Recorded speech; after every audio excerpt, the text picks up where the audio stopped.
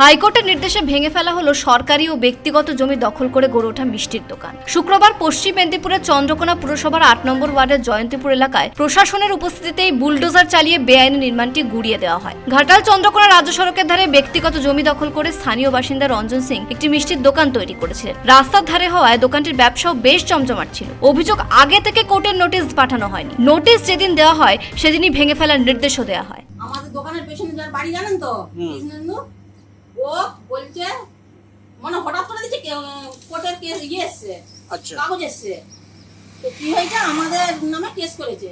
কেন বলছে আমাদের সামনের ফোন খালি করতে হবে। দিয়ে সে কেস করেছে, কেস চলছিল।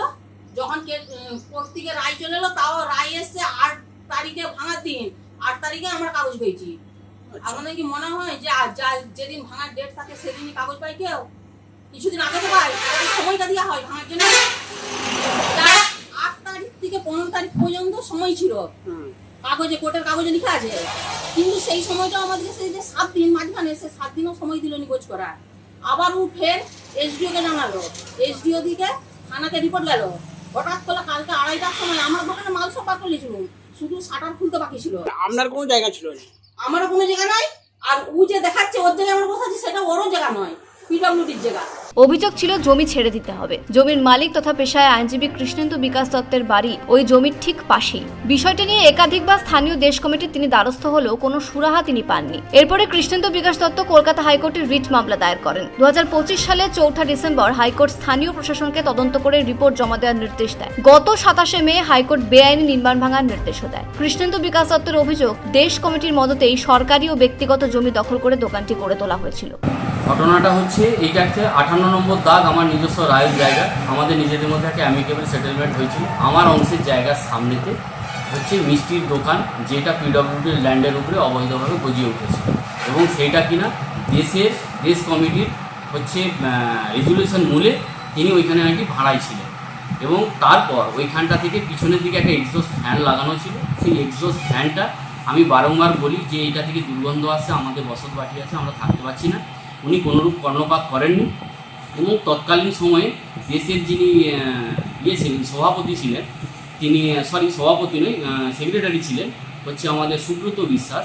তিনি ওনাকে বারবার এই বিষয়টা জানানোর পরে কোনো কিছু হয়নি।